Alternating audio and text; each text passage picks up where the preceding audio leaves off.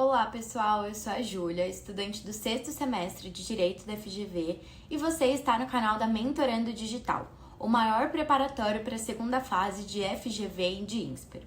E o dia da segunda fase de Direito da GV está logo ali e por isso hoje eu vou conversar com vocês sobre como se preparar de verdade para esse momento que ele é tão importante, falando sobre os principais erros da segunda fase, que são cometidos principalmente por conta de uma falta de preparação.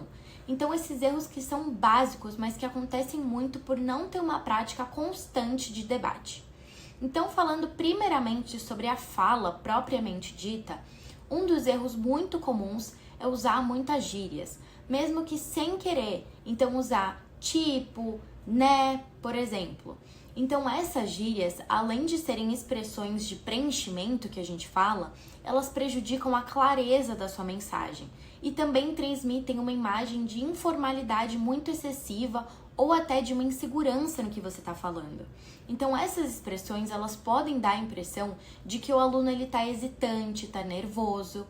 E outra questão seria, por exemplo, falar muito rápido, falar muito devagar, muito baixo ou muito alto. Então, esses extremos.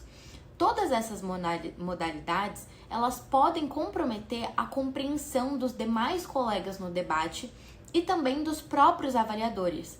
Por isso que é ideal você encontrar um ritmo de fala que ele seja moderado, que permita clareza e desenvolvimento. Então, uma técnica que é muito útil é você praticar essa respiração durante a fala. Então, fazer pequenas pausas ao final das suas frases, respirar com calma ajuda a reduzir a velocidade e, ao mesmo tempo, permite enfatizar pontos que são muito importantes. Então, a entonação também ajuda a enfatizar esses pontos que eles são centrais e mantém os avaliadores atentos. A monotonia, por outro lado, ela faz a fala parecer sem energia e pode tornar a ideia que você está trazendo, o seu conteúdo, menos interessante e até difícil de ser acompanhado. Sobre a questão argumentativa, um dos erros é você dar muitos saltos lógicos. Um salto lógico acontece quando a conexão entre a ideia A e a ideia B ela não é clara, ou quando uma conclusão é apresentada sem você dar fundamentos suficientes. Por exemplo, você falar que desde que as pessoas começaram a usar mais telefones, os casos de ansiedade aumentaram. Logo, os celulares que causam a ansiedade. Vocês percebem como tem um salto entre o argumento trazido e a conclusão que foi feita?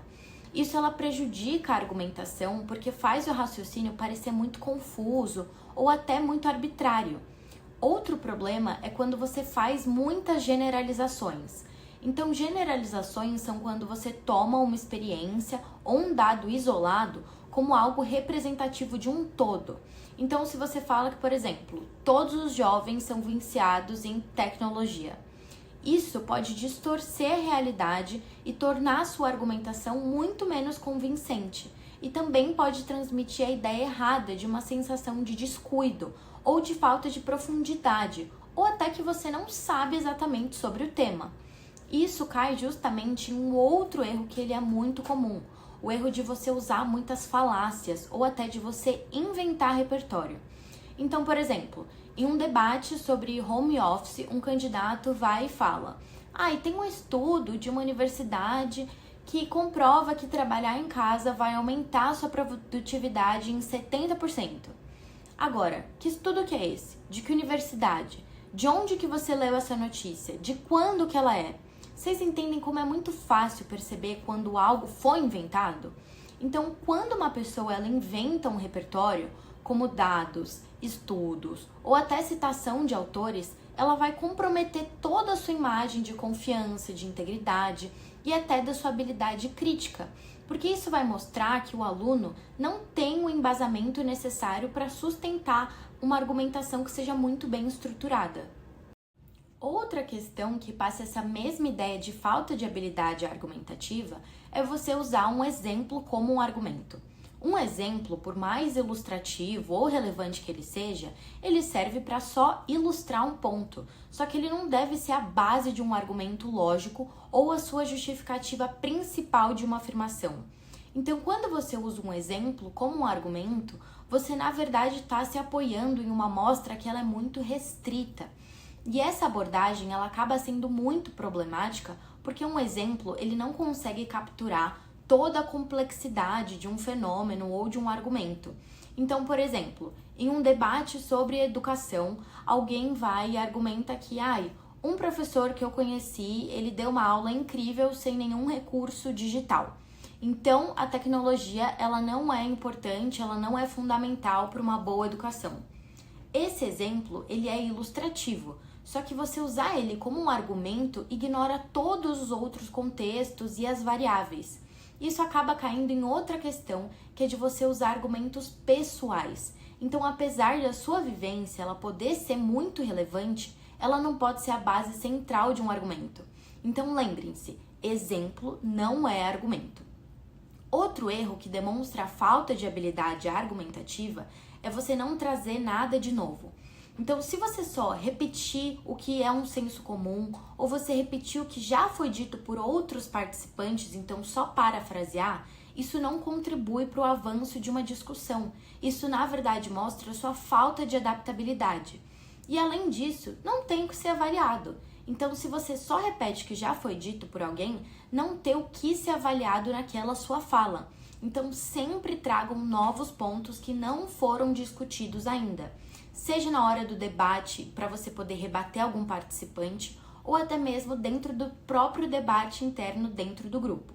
E pior ainda do que não trazer nada de novo, é você ser muito confuso e trazer 1000 argumentos diferentes na mesma fala. Então, quando tem muitos argumentos que são apresentados de uma vez, é muito difícil para os avaliadores identificarem qual que é o principal ponto daquela sua fala.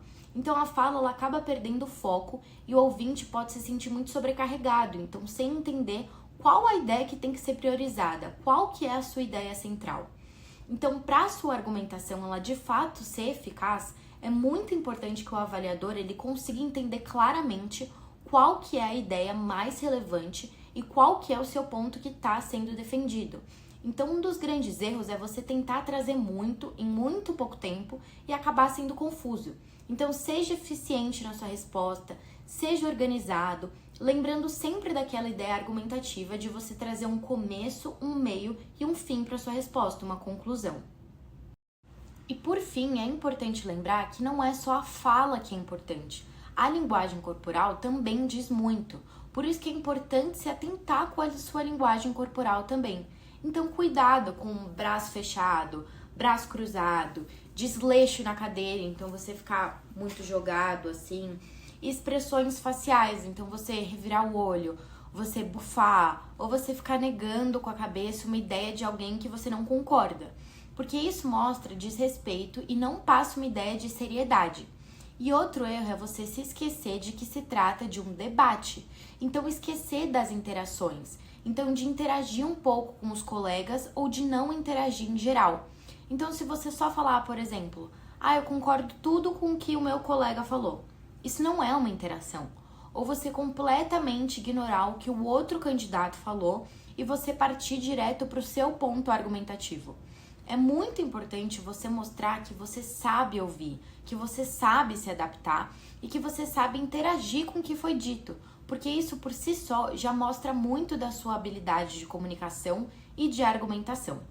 Então, esses são alguns dos principais erros cometidos durante a segunda fase de direito da GV.